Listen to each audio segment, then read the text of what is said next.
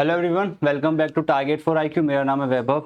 Allahabad high court ने किसी एक केस में अपनी एक टिप्पणी करते हुए कहा है कि अगर कोई एक पार्टनर अपने दूसरे पार्टनर से सेक्सुअल फेवर्स की डिमांड नहीं करता तो वो अपनी फिजिकल नीड करने के लिए इस समाज में जाएगा तो जाएगा कहाँ। आइए जानते हैं ये इलाहाबाद हाई कोर्ट की जो टिप्पणी थी किस केस में थी और ऐसा उन्होंने क्यों कहा। केस का नाम है Pranjal Shukla and others versus state of Uttar Pradesh. 2024 का ही केस है और ये सितंबर में जजमेंट आया था। आइए फैक्ट्स जान लेते हैं केस का, किस केस में हुआ क्या था। Meenakshi Shukla got married to the applicant Pranjal Shukla on December 7, 2015 as per the Hindu rites and customs. यानी कि जो मीनाक्षी शुक्ला थी उसकी एप्लीकेंट यानी जिस पे केस दायर किया गया था वो था प्रांजल शुक्ला। इनसे शादी हुई थी 7 दिसंबर 2015 को हिंदू रीति रिवाज के according.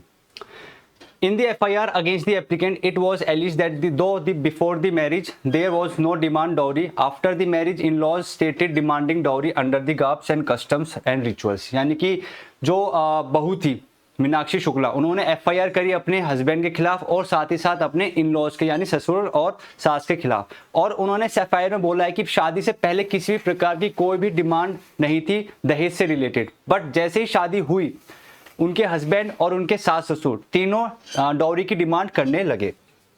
Once the wife refuse she was allegedly assaulted and abused by her in laws and her husband. अगर एक जैसे ही उन्होंने डाउरी डिमांड करी, वाइफ ने मना कर दिया कि नहीं मेरे पेरेंट्स नहीं दे सकते, तो वाइफ का कहना है, वाइफ ने आरोप लगाया कि जब मैंने मना किया तो मेरे साथ असॉल्ट किया गया, अब्यूज लैंग्वेज यूज करी गई हस्बैंड के द्वारा और इन लॉज के द्वारा। It was further alleged that under the influence of alcohol the applicant had try to kill his wife. और साथ ही साथ वाइफ ने ये भी एलिगेशंस लगाए हैं कि हस्बैंड दारू के नशे में जब दारू कंज्यूम कर रहे थे, अल्कोहल कंज्यूम कर रहे थे, तो उन्होंने अपनी वाइफ को मारने का प्रयत्न किया, अटेम्प्ट किया था। It was further alleged that she was sent back to her parental home। और इसके बाद उन्होंने बोला कि बाद में जब वाइफ नहीं मान रही थी डाउरी डिमांड के लिए अपने पेरेंट्स को बोलने के लिए, तो वाइफ को वापस से अपने मायके भेज दिया गया था। And the husband refuse to take her along with him to Singapore. और उसके बाद हस्बैंड को सिंगापुर जाना था किसी काम से, तो हस्बैंड ने वाइफ को अपने साथ ले जाने के लिए भी मना कर दिया था। Without the dowry further allegations were made that when the wife went to live with him after some time he used to torture her under the influence of alcohol and entire salary of the wife was spent on meeting his demands। Wife ने बोला है कि जब husband Singapore चले गए थे उसको लेके नहीं गए, पर कुछ समय बाद वाइफ खुद ही सिंगापुर चली गई और हस्बैंड के साथ रह रही थी। बार बार डाउरी की डिमांड करने के बाद भी वाइफ ने वो नीड्स पूरी नहीं करी और हस्बैंड फिर अपनी वाइफ को पीटता था। इसके साथ साथ ये भी बोला गया कि वाइफ की जितनी भी सैलरी हुआ करती थी वो सारी की सारी सैलरी हस्बैंड यूज कर लेता था अपनी कोई भी चीज खरीदने में, या जो भी उसको चीज चाहिए थी वो सारी चीज वो अपनी वाइफ की सैलरी से ही यूज करता था।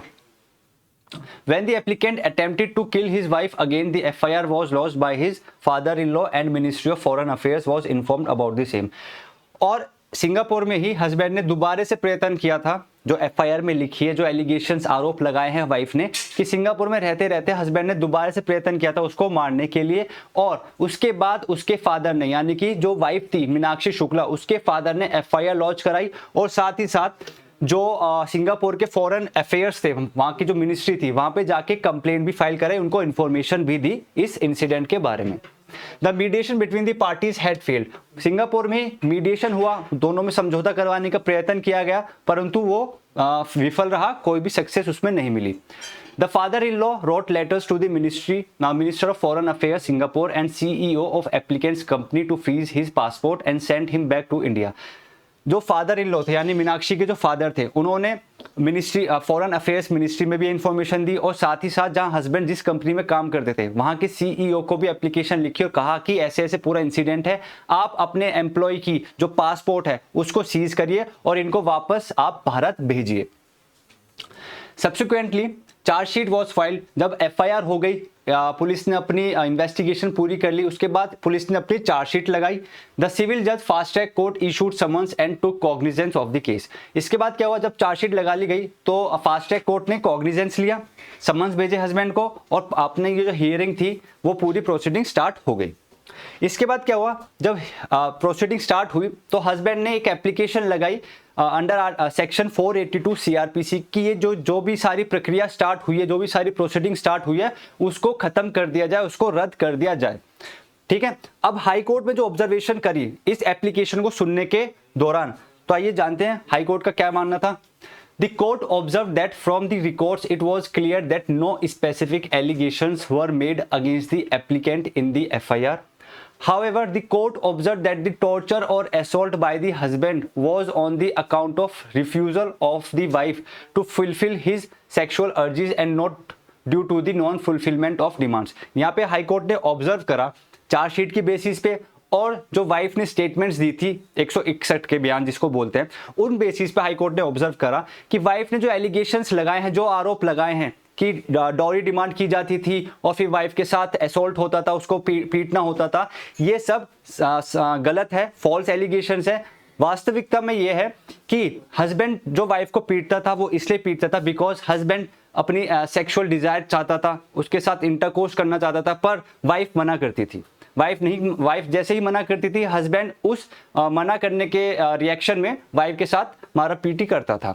तो ये हाई कोर्ट ने ऑब्जर्व करा कि जो एलिगेशंस लगाए गए हैं कि डॉरी डिमांड की बात थी, वो साहिल साहब गलत है। एक्चुअल बात ये थी कि वाइफ सेक्सुअल इंटरकोर्स करने से मना करती थी और हस्बैंड इन रिटर्न उसको पिटाई करता था।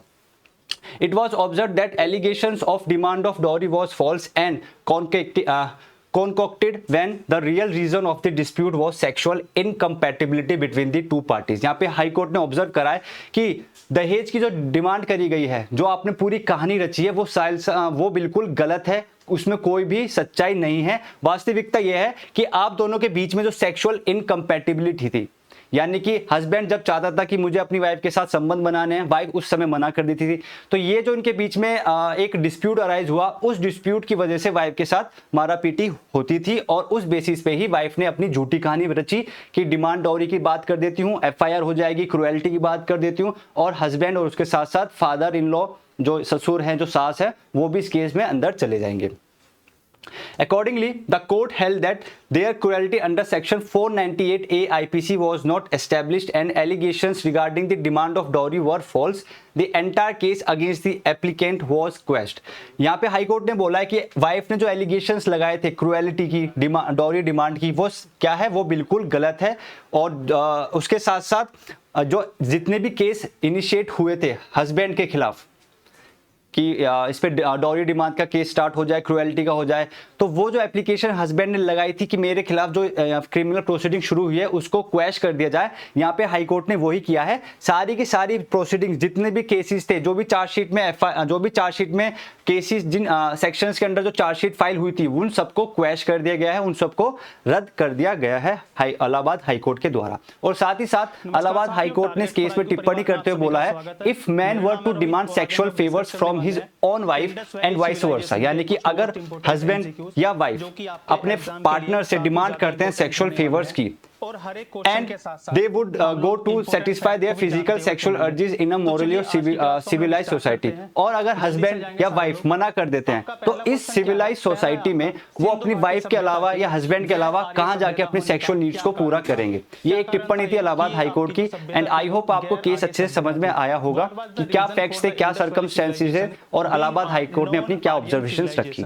मिलते हैं नेक्स्ट वीडियो में, धन्यवाद। पहला क्या हो जाएगा आपका, एक नगरीय सभ्यता थी, इसके साथ साथ क्या इनकी खुद की अपनी लिपि थी। तीसरा ऑप्शन हो जाएगा आप लोगों का खेती और अर्थव्यवस्था, या फिर उसका विस्तार क्या था, नर्मदा घाटी तक था। आप लोगों को इसमें बताना है कौन सा ऑप्शन आप लोगों का करेक्ट हो जाएगा। तो देखो, अगर मैं इंडस वैली सिविलाइजेशन की बात करूं आप लोगों से, यहाँ